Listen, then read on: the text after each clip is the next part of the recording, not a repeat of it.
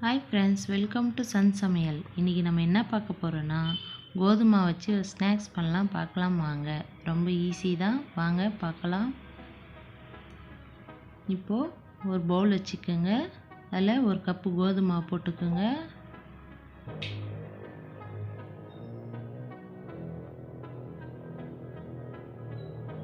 அதில் அரை ஸ்பூன் நெய் விட்டுக்குங்க.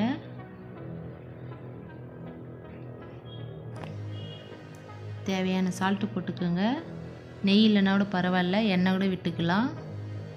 இப்போது அரை ஸ்பூன் எண்ணெய் விட்டுக்குங்க. இப்போ இது எல்லாத்தையும் மிக்ஸ் பண்ணிக்கோங்க.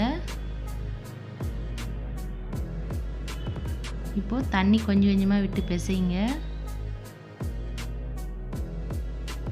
நிறைய விடக்கூடாது, கொஞ்சம் கொஞ்சமாக விட்டு சப்பாத்தி பதத்துக்கு பிசைஞ்சிங்க. நல்லா கட்டியாக பிசைஞ்சிக்குங்க. அவ்வளோதான், இந்த பதத்துக்கு பிசைஞ்சிக்குங்க. எண்ணெய் கொஞ்சம் தடவி ஒரு 20 நிமிஷம் இருக்கட்டும். இப்போது ஸ்டவ்வில் ஒரு பாத்திரம் வச்சுக்கலாம். அதில் 2 ஸ்பூன் எண்ணெய் விட்டுக்குங்க. நல்லா காயட்டும்.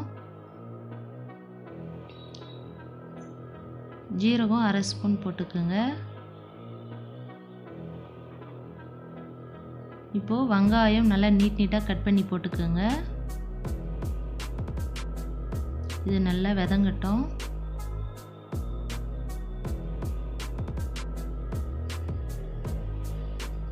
நல்லா 2 நிமிஷம் நல்லா வதக்கி விடுங்க. இப்போது வதங்கிச்சு. ஒரு ஸ்பூன் இஞ்சி பூண்டு பேஸ்ட்டு போட்டுக்கோங்க. இதை நல்லா மிக்ஸ் பண்ணிக்கலாம். இப்போது இது ஒரு நிமிஷம் நல்லா வதக்கி விடுங்க. இப்போது பச்சை மிளகாய் நல்லா கட் பண்ணி போட்டுக்கோங்க. அது கூட கொடை மிளகா போட்டுக்குங்க. கொடை மிளகா இல்லைனாலும் பரவாயில்ல. இப்போ இது எல்லாத்தையும் மிக்ஸ் பண்ணிக்கலாம்.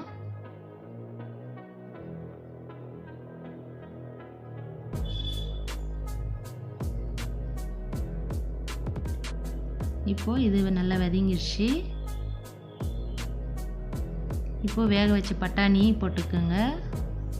உருளைக்கிழங்கு 2 வேக வச்சு வச்சுருக்கேன், அதையும் போட்டுக்கலாம்.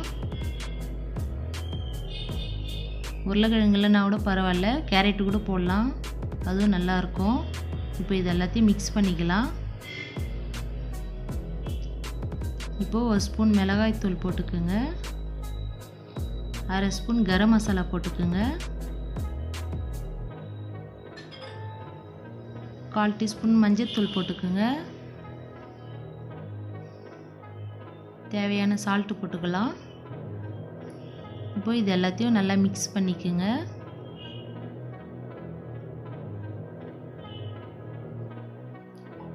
அவ்வளோதான், மசாலா ரெடி ஆயிடுச்சு. இப்போ இதில் கொத்தமல்லி கொஞ்சம் போட்டுக்கலாம்.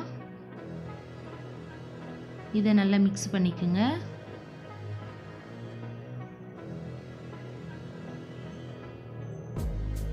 அவ்வளோதான், ஸ்டவ் ஆஃப் பண்ணிடலாம். 20 நிமிஷம் ஆயிடுச்சு. இப்போ இதை உருண்டை பண்ணிக்கலாம்.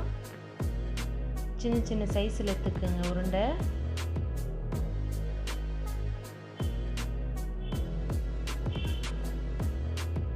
இப்போ எல்லா மாவும் நம்ம உருண்டை பண்ணிக்கலாம்.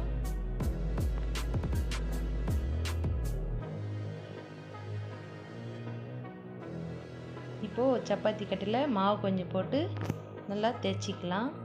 சின்ன சின்னதாக தேய்ச்சிக்குங்க.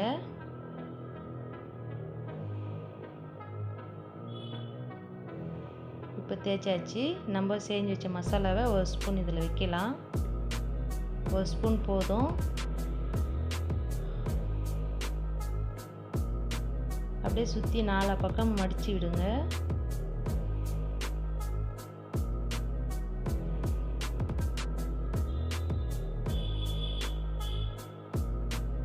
அவ்வளோதான், அப்படியே தட்டி விடுங்க. பாருங்கள், நான் இன்னொன்று செய்கிறேன். மசாலா ஒரு ஸ்பூன் வைங்க, அதுவே போதுமான அளவு. இப்போது அதே மாதிரி 4 பக்கமும் அப்படியே பிடிச்சி மடித்து விடுங்க.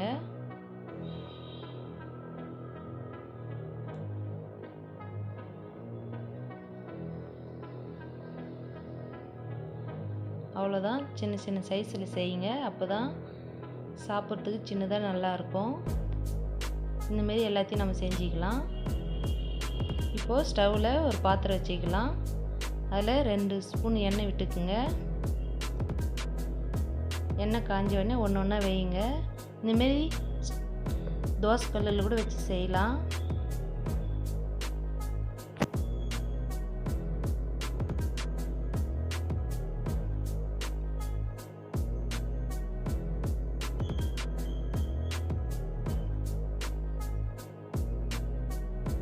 இப்போது திருப்பி விட்டுக்கலாம். மீடியம் தீயிலே வையுங்க. எல்லாத்தையும் நம்ம திருப்பி விட்டுக்கலாம். 2 சைடும் நல்லா திருப்பி விட்டு வேக வையுங்க. அவ்வளோதான். இப்போ எடுத்துடலாம். இப்போது ஒரு பிளேட்டுக்கு மாற்றிக்கலாம்.